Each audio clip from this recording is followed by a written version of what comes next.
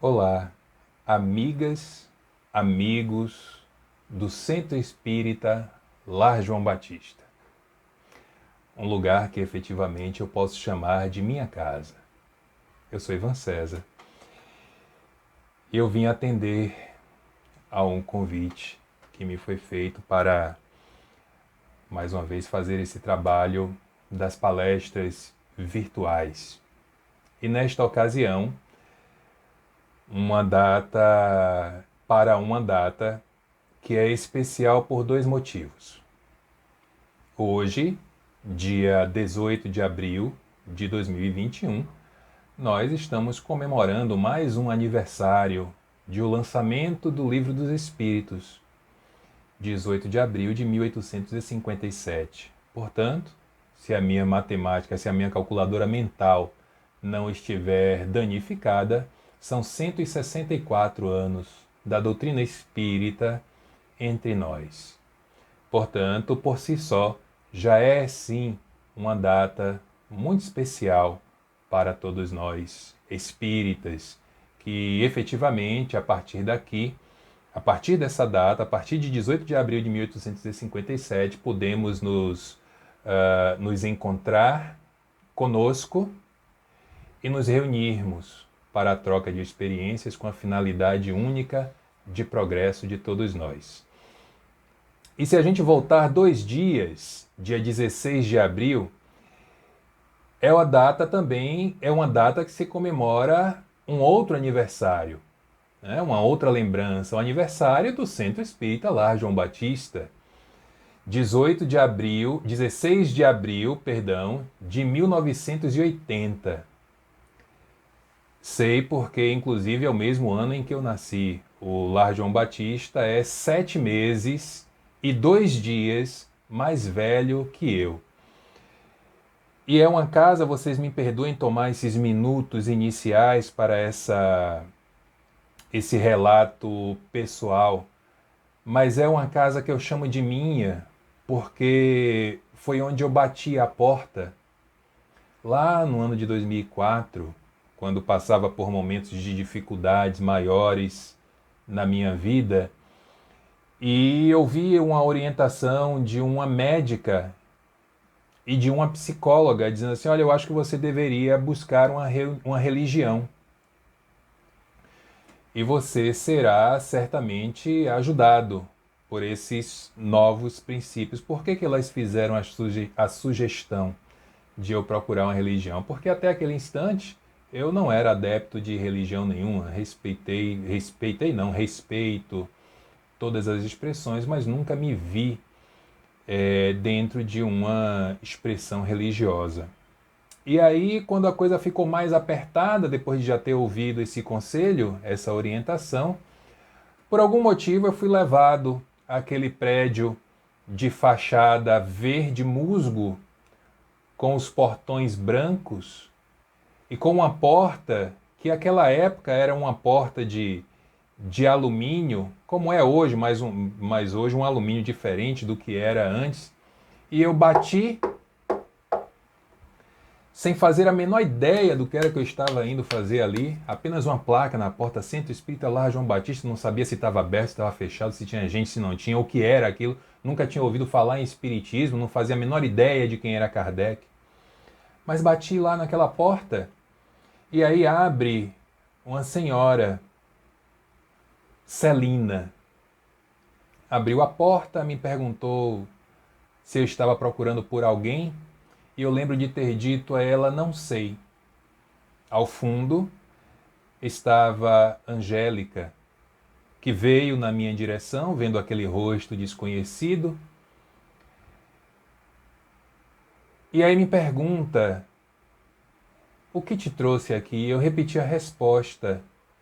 Eu disse: não sei. Então ela fez assim: entre, por favor, vamos conversar um pouco. Era um dia de atendimento fraterno e eu, claro, não conhecia nem a casa, imagine saber que era um dia de atendimento fraterno, não sabia nem o que era atendimento fraterno. E sentamos, Angélica e eu, e conversamos por pouco mais de 1 hora. Eu comecei a falar coisas que eu não fazia a menor ideia de por que eu estava falando aquelas coisas para uma pessoa absolutamente desconhecida para mim. Até então eu achava que ela era uma desconhecida. Para resumir a história, depois daquele dia, eu iniciei os meus estudos na doutrina espírita com o curso básico, com os estudos mediúnicos do primeiro e do segundo ano. Antes, inclusive, de ter esgotado os estudos da mediunidade, com o afloramento da minha condição mediúnica, eu já precisei de um direcionamento não muito convencional daquela casa, por conta dos efeitos patentes que já aconteciam, mas, acima de tudo, do meu interesse em efetivamente estudar o que estava acontecendo. Então, assumi na casa a direção, ou melhor, a coordenação, que era sempre em dupla, de um dos grupos de estudo. Mais tarde, assumo o departamento doutrinário. Mais ou menos um ano depois, começo a fazer palestras e aqui estou eu hoje falando com vocês. Então, o Lar João Batista não é uma casa qualquer para a minha existência, nunca será. Angélica e outros tantos trabalhadores, eu até posso colocar no feminino outras tantas trabalhadoras, jamais serão pessoas quaisquer em minha vida. Porque ali eu comecei a aprender, e estou aprendendo até hoje, o que a doutrina espírita, mas acima de tudo o que o contato com os espíritas, não estou falando de contato com os espíritos, mas o contato com os espíritas, ele pode nos trazer de bênçãos, mas também de dor. E a gente vai formando a nossa casca, o nosso caráter, para seguir a nossa vida. Então, a minha homenagem a esta casa, que completa 41 anos, e que efetivamente, sem a menor sombra de dúvida, eu posso dizer que modificou a minha vida. E por isso, eu carrego e nutro uma gratidão que eu não sei mensurar. Gratidão, inclusive, a Kardec e a Jesus, por terem me permitido chegar à doutrina espírita pelas portas do Lar João Batista. Talvez a casa espírita mais séria que eu já conheci nessas minhas andanças pelo movimento espírita, com todas as dificuldades naturais de qualquer instituição, mas uma casa sempre baseada no estudo e na compreensão das coisas, nas reflexões. Os meus parabéns a todos e a todas, principalmente nesse instante, a Joenilda, a responsável hoje pelo departamento doutrinário, e aquela que, além de tudo, carrega o mesmo nome da minha filha, e também com a letra Z, Isabel, que é a presidente hoje da instituição. Não tenham dúvidas, eu sei que não é fácil, mas vocês conseguem. Nos instantes finais da sua vida de encarnado Jesus, e isso está escrito, inclusive, para quem quiser conferir, em o Evangelho de João, no capítulo 14, Jesus nos informa que, quando fosse o momento propício, ele rogaria ao Pai que nos enviasse um Consolador, um Espírito de verdade, que chegaria aqui para trazer coisas que ele até então não poderia ter trazido e para reforçar outras que ele já nos havia mostrado. Mas entre a escrita do Evangelho de João e os dias que nós vivíamos, já havia se passado muito tempo, séculos. Estávamos quase chegando ao segundo milênio.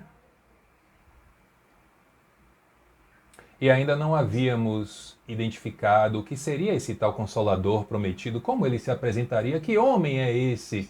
Porque até nisso nós baseamos, hoje as coisas, graças a Deus, estão mudando, mas até então baseamos as experiências sempre no gênero masculino. Que homem era esse que ia chegar? Será que era Jesus que ia voltar? Será que Jesus deixou ali alguma mensagem, alguma coisa para nos informar que alguém chegaria para nos salvar, para nos consolar? Era a Era das Luzes, principalmente na Europa. Com início, aí há uma pequena, não vou dizer discordância, mas uma pequena dificuldade em se compreender efetivamente se começa no século XVII ou se começa no século XVIII, mas o fato é que aquela era a época do Iluminismo.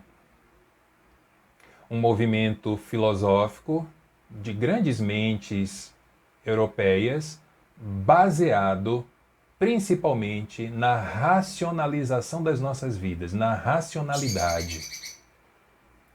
Questionar, duvidar, perguntar, para aí sim formar opinião.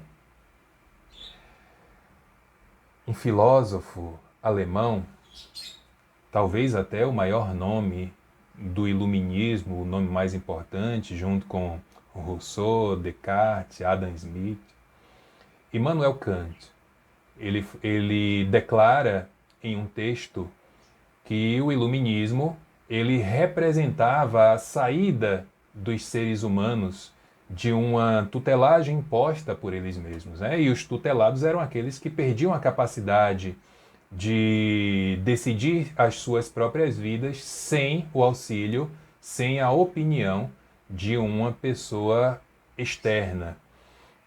Então essa era a época que vivíamos. O iluminismo é um movimento que até hoje ele traz repercussões na nossa sociedade. Olha que estamos falando de um movimento que se encerra ali pelo início, mais ou menos, do século XIX, e nós já estamos no século XXI. São 2 séculos depois, 200 anos depois. O movimento iluminista, ele parece ter sido o grande portal, anunciando um momento propício para que uma nova era chegasse à humanidade, uma nova era se abatesse sobre a humanidade. A era do Espírito, mas que até aquele instante não tinha ainda uma grande bússola que pudéssemos tomar as melhores direções, a não ser os nossos próprios pensamentos. Até que na França, 1850, as mesas começam a se agitar, sobe, desce, arrasta para lá, arrasta para cá, bate o pé, respondem perguntas, olha que maravilha. A alta sociedade francesa estava eufórica, eles se reuniam nas casas de determinadas pessoas, em grandes salões de festas para os fenômenos das chamadas mesas girantes. Até que a notícia, em forma de convite, chega a um grande professor, um grande pedagogo, um grande cientista daquela época, Hippolyte Léon Denisard Rivail, que nós espíritas mais conhecemos como Allan Kardec. Um amigo, o senhor Fortier, convida Kardec para participar de uma reunião na casa da senhora Planney-Maison. E claro, ele nega a primeira vez, nega a segunda, na terceira não tem jeito, ele atende ao chamado do amigo e vai à reunião. Porque ele não tinha tempo a perder, um cientista, ele precisava se ocupar dos seus livros, das suas aulas, das suas pesquisas, dos seus alunos. O que fazer em uma reunião onde as pessoas estão todas ensandecidas, dizendo que as mesas respondem, onde já se viu isso? Um pedaço de madeira dá respostas, madeira não tem vida. Aliás, a árvore tem vida, mas a mesa deixa de ter.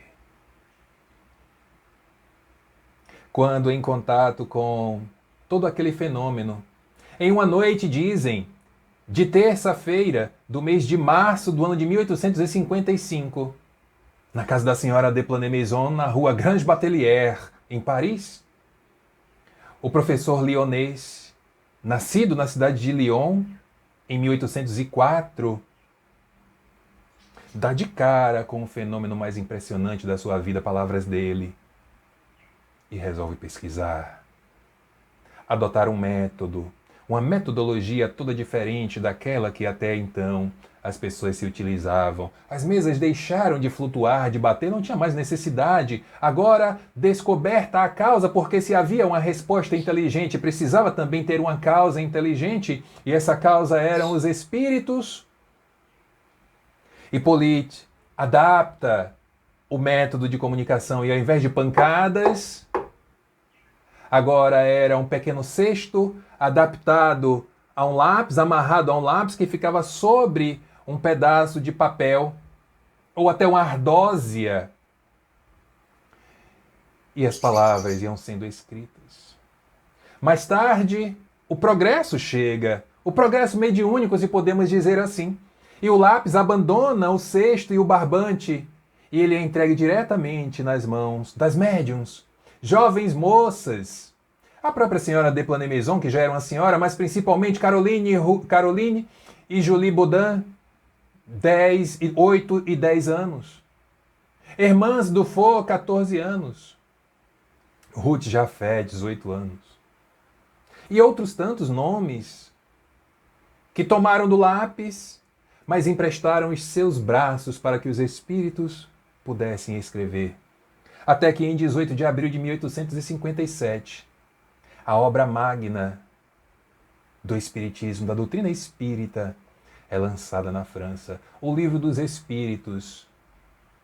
Talvez na organização mais didática que se possa ter de um livro. Perguntas e respostas. 501. Hoje, o que nós temos em nossas mãos, nas nossas casas, é a segunda edição. Revista e atualizada, 1019, dobrou de tamanho o livro. 1019 perguntas e respostas. E é esta obra, aquela que nós queremos dedicar esses minutos de palavras para afirmar, baseado em um artigo escrito há muitos anos por Divaldo Franco, que o Livro dos Espíritos é a nossa grande bússola, a bússola espírita, a nos apontar os caminhos de segurança para uma vida plena. Tal qual uma bússola que tem, em princípio, 4 direções principais. Os pontos cardeais, norte, sul, leste, oeste, o Livro dos Espíritos está dividido em 4 partes. Cada uma delas apontando uma direção. Um momento diferente na compreensão, uma revolução no pensamento religioso que tínhamos até aquela data, aquele instante, aquele momento. A primeira parte do Livro dos Espíritos, das causas primárias, é o nosso norte, a nossa primeira direção. Todos que já tiveram em suas mãos uma bússola, ou que nesse instante pode até pegar no seu celular um GPS, ou até um aplicativo de direcionamento, vai ver que o norte é a direção principal.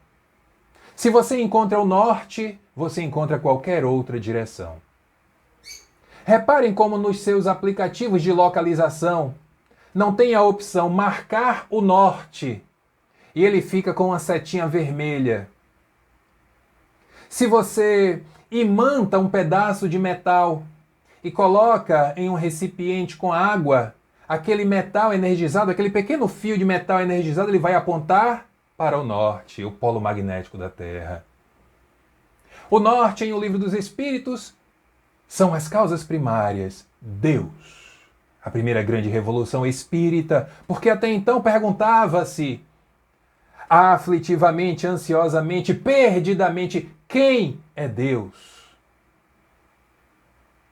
Porque a visão antropomórfica da divindade colocava Deus conforme o texto bíblico, e Deus criou o homem à sua imagem e semelhança. Portanto, Deus também é humano. E os humanos são visíveis, são palpáveis, são sensíveis.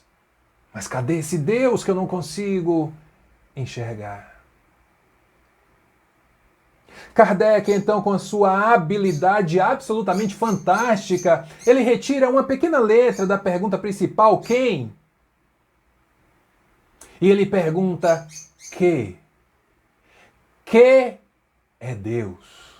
Primeira pergunta de O Livro dos Espíritos. Que é Deus? E o que é que eles respondem? É a inteligência suprema, a causa primária de todas as coisas. É tão interessante quando alguns se arvoram a me dizer assim, Ivan, mas a doutrina espírita precisa ser atualizada, precisa atualizar o espiritismo. Porque as coisas mudam, os tempos mudam, as ideias mudam. Eu disse, é verdade, precisa atualizar mesmo, veja que coisa. Me responda aí, por favor, então, já que realmente nós precisamos atualizar, quem é Deus? E a resposta que eu escuto é exatamente a resposta que está no livro. A inteligência suprema, a causa primária ou primeira de todas as coisas. Mas os próprios espíritos mais abaixo, eles dizem que esta não é a definição que eles gostariam de dar. Mas é a única que eles puderam dizer para que nós compreendêssemos. Repito, são 164 anos do lançamento daquela obra. E aqueles que dizem que precisa atualizar, até hoje não conseguem dar uma resposta diferente da que está no livro, que é Deus. Mesmo os espíritos tendo dito que aquela não era a resposta que eles queriam ter dado. Ora, precisa atualizar, tudo bem, mas você não saiu nem da primeira pergunta. Imagine chegar na 1019. Precisa atualizar a nossa forma de comunicar o espiritismo, e isso sim, aí eu concordo. E aqui está um grande meio que a pandemia forçou as casas espíritas a se utilizarem, alguns ainda tateando, alguns utilizando de forma não muito adequada, mas de alguma maneira, para alguns casos é melhor você fazer mal feito do que não fazer nada. Precisamos fazer com que a nossa linguagem atinja, aí eu me refiro a nós palestrantes, a nossa linguagem atinja o maior número possível de pessoas, não buscando quem quer que seja, mas facilitando a compreensão das palavras, por exemplo, palavras simples. Quanto mais simples for o nosso verbo, maior a quantidade de pessoas atingida. Os elementos gerais do universo, da criação, o princípio vital, isso que mantém tudo.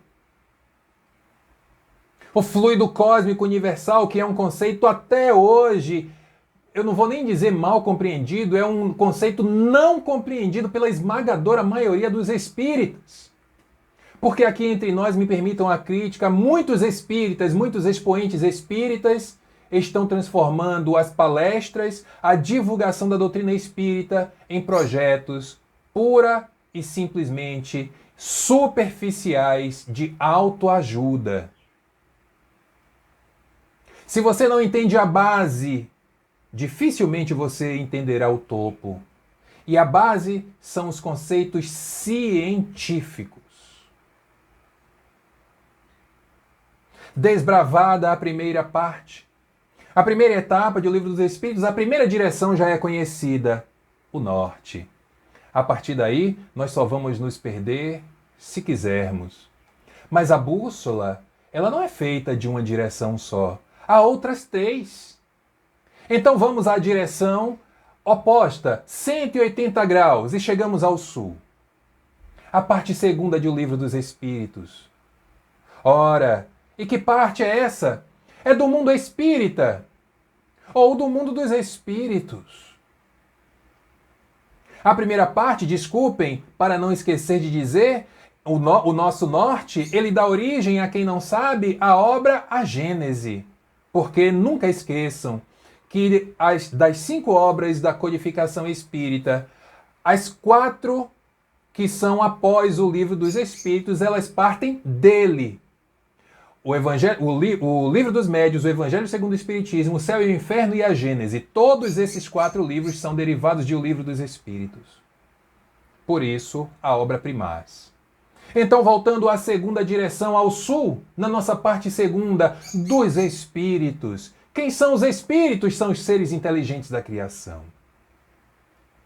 E aí, nessa parte, nós vamos ter contato com as ideias da encarnação dos espíritos. Para que a gente encarna mesmo? Para que a gente vem para a Terra para passar por essas dificuldades todas que estamos passando? Essa confusão toda que a gente se envolveu de alguns anos para cá, mas na verdade, de 1500 para cá. Essa tragédia diária que tem sido a violência. Os entes queridos que têm morrido todos os dias por conta da Covid. São mais de 300 mil mortos só no Brasil, isso em números oficiais, em números registrados, porque a gente sabe que os números são pelo menos 1/3 maiores que esse. Para que a gente veio para essa confusão toda? Para que a gente veio lidar com a espírita, gente? Chega na casa espírita achando que vai chegar lá e encontrar só gente de bom coração, só os anjinhos das auréolas douradas, das asinhas brancas ou negras, enfim, não importa. E cai do cavalo logo em seguida. Graças a Deus eu caí do cavalo bem cedo. Serve para aprender e principalmente para olhar as nossas próprias dificuldades. Da volta do espírito extinta a vida corpórea, a vida espiritual, a desencarnação. Morrer. Existe a morte? O Livro dos Espíritos acaba com a maior fake news da história da humanidade. A morte não existe. A morte nada mais é do que uma modificação de estado impermanente. Até não precisarmos mais encarnar, portanto não precisaremos desencarnar e viveremos a plenitude espiritual. Morrer dói? Morrer é rápido? É devagar? E as pessoas que morrem em acidentes trágicos? E aquelas que se suicidam? E aquelas que são assassinadas? E aquelas que morrem de velhas? Tudo isso o livro nos explica. A vida espírita, a vida na erraticidade, os diferentes planos de evolução, os diferentes mundos. Tudo isso o Livro dos Espíritos nos detalha, não apenas com a resposta dos benfeitores espirituais, mas com as notas de Kardec. A reencarnação, o voltar. Sofre mais o espírito quando desencarna ou quando reencarna? Olha que pergunta fantástica. Porque esses são os dois momentos fatais das nossas vidas, encarnar e desencarnar. Sofre mais quando reencarna, porque ao desencarnar, podemos dizer que é um pássaro que se liberta da clausura da gaiola. Ao reencarnar, ele está voltando para a prisão. O corpo impõe limites à nossa condição espiritual. Os fenômenos de emancipação da alma, desdobramento, sono, sonhos, sonambulismo, tudo isso que nós muitas vezes temos tantas dúvidas. Ai meu Deus, eu sonhei com uma pessoa que já está desencarnada e agora o que é que significa isso? Pode não ter sido um sonho, pode ter sido um encontro. E significa o que? Não sei, é você quem tem que saber. E os sonhos premonitórios? Nossa, eu sonhei que ia acontecer um acidente assim assado. Dá pouco tempo, olha o acidente acontecendo e você viu, você previu. Como explicar? O Livro dos Espíritos explica. E que coisa interessante que quem já leu mais de uma vez percebe. Cada vez que você lê aquela mesma pergunta, aquela mesma resposta, você vai encontrar respostas diferentes. E então o livro está mudando, é o livro que muda, não.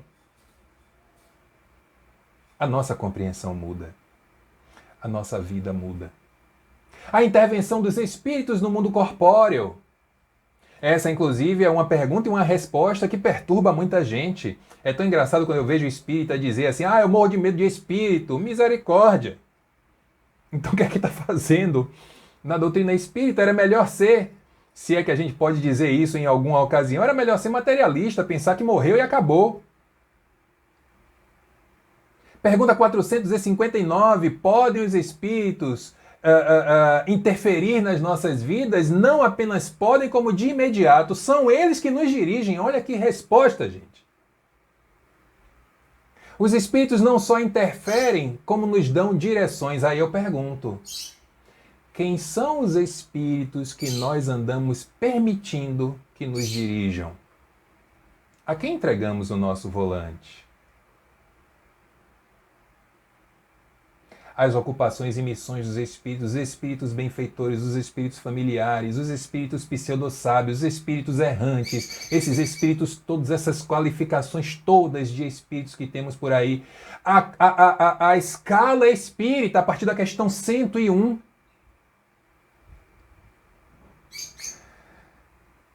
tudo que é tipo de espírito. E olhe que Kardec disse que ali era apenas uma demonstração didática e resumida, porque não está encerrado ali as qualificações das capacidades morais e éticas dos espíritos, sejam eles encarnados ou desencarnados. Por que os nossos anjos da guarda são nossos anjos da guarda? Por que muitas vezes tem até mais de um? Muitas vezes não, algumas vezes tem mais de um. Por que às vezes eles nos abandonam? Ou melhor, eles dão um passo atrás? Leiam a obra. Inclusive nessa parte, na segunda parte, no nosso sul, na nossa bússola religiosa, nós vamos encontrar um verdadeiro apelo de Santo Agostinho para que nós solicitemos a ajuda dos nossos espíritos guardiães. Eles querem nos ajudar, mas é necessário que nós queiramos ser ajudados. A segunda parte do Livro dos Espíritos, por sinal, dá origem a uma outra obra que também fez um aniversário importante nesse ano de 2001, 15 de janeiro de 1861, lançamento de O Livro dos Médiuns. O Livro dos Médiuns que eu sinceramente eu não entendo essas coisas, como que alguém pode se arvorar a trabalhar a mediunidade nos moldes espíritas sem conhecer o Livro dos Médiuns ou sem ter o Livro dos Médiuns como a principal fonte de estudo e pesquisa. Fechada a segunda direção. Agora nós já podemos ir por dois caminhos. O norte e o sul já estão desbravados. Mas precisamos de mais, precisamos de outras opções para completar o nosso ciclo. Vamos para a terceira, vamos para o leste, vamos conhecer o leste. O leste, onde o sol nasce, onde o sol começa a brilhar nas nossas vidas. Coincidentemente, a terceira parte do Livro dos Espíritos é a parte das leis morais. 11 leis que fazem efetivamente com que o calor do sol aqueça os nossos corações. Da lei divina ou da lei natural, que são as leis de Deus. Da lei de adoração que nos explica e nos orienta como orar. Pela prece nós aprendemos, nós podemos três coisas: pedir, louvar e agradecer. O que é que nós andamos mais fazendo? Pedindo, louvando ou agradecendo? Aliás, nós fazemos preces? Ah, Ivan, mas eu não sei, eu sempre me desconcentro porque prece assim, prece assado. É só ir em O Evangelho segundo o Espiritismo, que é a obra que a terceira parte dá origem, buscar lá no final, capítulo 28, coletânea de preces espíritas. Você tem prece para tudo lá.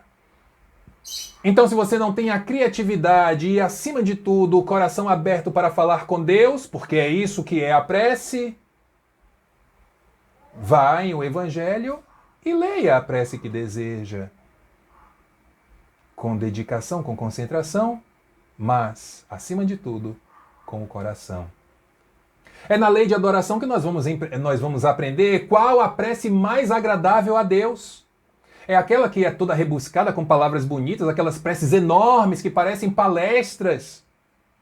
É aquela prece que tem uma palavra só, que tem só uma frase, que tem um parágrafo. Qual é a prece mais agradável a Deus? Aquela que vem do nosso coração. Apenas fale o que o seu coração diz, o que o seu coração pede. E Deus se agradará. A lei de trabalho, a lei de reprodução.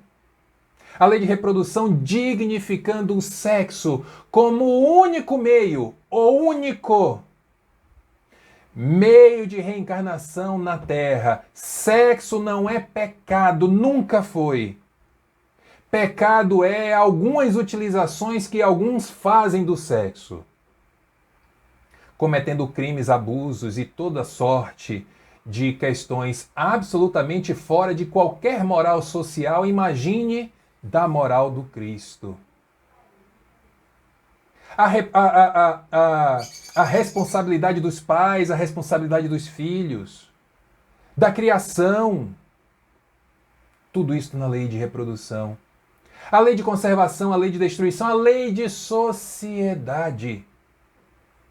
Para uma sociedade cada vez mais doente como a nossa, eu diria que precisávamos ler a lei de sociedade todos os dias, nós espíritas, para tentarmos fazer a nossa parte de alguma maneira.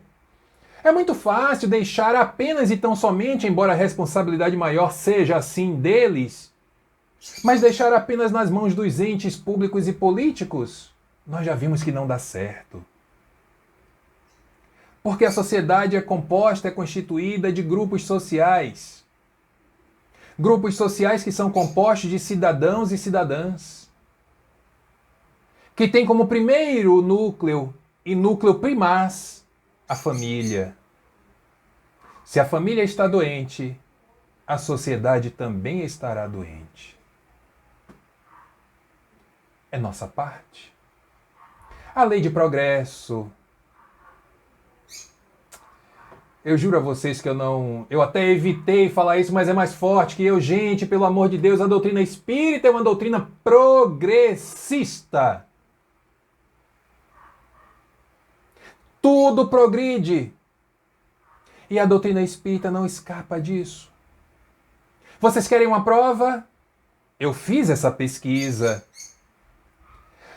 Quantas vezes a palavra conservador e conservadorismo aparecem na codificação? Não é no Livro dos Espíritos, não. É na codificação espírita. Quantas vezes elas aparecem? Eu não posso usar o plural, porque elas não aparecem. Ela aparece uma vez. Em 5 obras, aparece uma vez. E a palavra progresso, progressista, quantas vezes elas surgem? Quantas vezes aparecem? Vocês sabem? Não sabem não? Eu sei. 519 vezes. Conservadorismo aparece uma vez. Progresso, progressista, aparece 519 vezes. Progresso. A lei de igualdade, a lei de liberdade, se juntarmos essas duas leis, nós estamos falando em um assunto muito necessário nos nossos dias. Igualdade e liberdade significa, no nosso mundo, justiça social. A justiça social é baseada nesses 2 pilares: igualdade e liberdade. E a liberdade, especificamente, ela nos traz um outro atributo importante que nós espíritas tanto falamos, mas que eu não sei se já temos completa noção do que significa: livre-arbítrio. O Espiritismo não proíbe absolutamente nada. Você é livre para fazer o que você quer e o que você bem entende. Porém, a doutrina espírita nos explica as repercussões de cada uma das nossas ações, boas e más. Use o seu livre-arbítrio para ser uma pessoa melhor. Melhor que quem? Melhor que Ivan? Melhor que Jô? Melhor que Isabel? Melhor que Cristiane? Eu só preciso ser melhor que eu mesmo. Eis o principal. A última lei, a lei de justiça, de amor e de caridade. Essa é a lei que resume todas as outras. Porque se nós conseguirmos ser pessoas justas, amorosas e caridosas, nós já temos tudo. E aí chegaremos à última parte das leis morais, que não é uma lei, mas é uma explicação da perfeição moral. Praticar a lei de justiça, amor e caridade, que no seu corpo traz todas as outras 10 juntas, é nos aproximar, é carimbar o nosso passaporte para a perfeição moral. Então o sol já se levantou, aqueceu os nossos corações, as nossas mentes, as nossas almas. Mas como a nossa vida é sempre e será sempre um grande ciclo, o sol também precisa se pôr no seu crepúsculo. E aí nós podemos fazer aqui uma metáfora com o nosso crepúsculo existencial, pelo menos de cada encarnação. E o oeste, a quarta direção, aquela que precisávamos para encerrar a nossa bússola,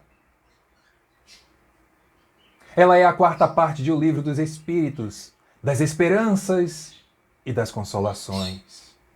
O crepúsculo do sol coincide com o crepúsculo existencial. O firmamento se acende, se apresenta. E nós vamos ter contato ali com as penas e gozos, os terrenos e os futuros. Penas e gozos terrenos estão absolutamente ligados, interligados com as nossas ações do ontem e com as nossas ações do agora. Tudo o que nós fazemos na utilização do nosso livre-arbítrio faz parte de uma construção que amanhã ou depois nós com certeza precisaremos responder.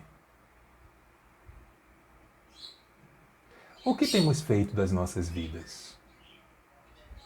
Nós já paramos para pensar em qual é o caminho, qual é o rastro, melhor dizendo, que temos deixado nos nossos caminhos, nos caminhos por onde percorremos? Como têm sido as nossas pegadas? Elas são obscuras, opacas ou elas são luminosas, luminescentes? O que temos feito das nossas vidas? Tudo isso que passamos agora na nossa existência, como disse, é o resultado das ações do passado. Pessoas que sofrem pelo seu mundo psíquico, ou pelo seu mundo orgânico, ou pelas dificuldades materiais, pelas confusões que nos envolvemos em uma ou outra ocasião. Claro, há sim a ação do meio, porque o homem também é fruto do meio. O ser humano é fruto do meio, mas ele principalmente é fruto da sua própria existência anterior, com os débitos que precisam ser quitados. Débitos com Deus, débitos conosco, com a nossa própria consciência. As penas e gozos futuros. Ora, acreditar em penas e gozos futuros, com certeza é acreditar em vida após a morte. E para as tradições cristãs, vida após a morte significa basicamente 3 possibilidades: inferno, purgatório e céu. Para onde é que eu vou quando eu morrer? A doutrina espírita acaba com essa história. Não existem, melhor dizendo, os locais geográficos céu, inferno e purgatório. Existem os locais da consciência de cada um. Se você está no céu, é porque as suas ações e a sua consciência te levaram para lá. Se você está no inferno, é porque a sua consciência quer que lá você esteja. E como eu posso sair, ao contrário do que dizem as traduções cristãs? Quem está no céu, se der algum vacilo, é bem difícil que isso aconteça, mas se der algum vacilo, ele vai para o inferno. Vide a história de André Luiz na obra Nosso Lar. E quem está no inferno, basta se tornar uma pessoa melhor e com certeza estará no céu da sua própria consciência. Eu trabalho para alcançar o 7º céu. O meu 7º céu. Aí os espíritas, para não ficarem sem essa referência catastrófica, resolvem se, eu não vou dizer apropriar, mas se utilizar do termo umbral como algo que todos nós estamos fadados. De alguma maneira, sim, pelas nossas imperfeições. Eu costumo dizer que eu quero dar no máximo uma pisadinha ali na lama e logo seguir o meu caminho. Mas alguns pintam o umbral como um verdadeiro inferno espírita.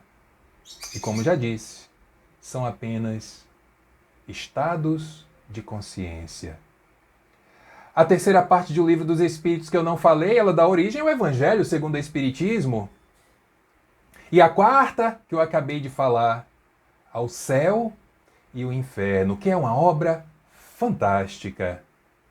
Lá nós temos relatos de inúmeros espíritos nos mais diferentes estados de consciência que retornam para contar o que com eles aconteceram. A nossa bússola está completa. O norte, o sul, o leste e o oeste. Das causas primárias. Do mundo espírita ou do mundo dos espíritos, das leis morais e das esperanças e consolações. As 4 partes de O Livro dos Espíritos, esta obra que no dia de hoje comemora mais um aniversário. Desejo a todos nós que sejamos entusiastas das discussões espíritas. Desculpem, porque nós não viemos aqui para simplesmente aceitar nada. Viemos aqui para raciocinar. Esqueçam a fé cega e abracem em definitivo a fé racional. Mais uma vez, os meus parabéns ao Lar João Batista pelo aniversário do dia 16 e, claro, ao Livro dos Espíritos pelo aniversário de hoje. Eu rogo para que Deus continue nos protegendo, nos acompanhando, nos dando oportunidades e que Jesus, o nosso mestre, o nosso amigo amado, continue nos cobrindo com as suas bênçãos, hoje e sempre. Muita paz a todos e a todas.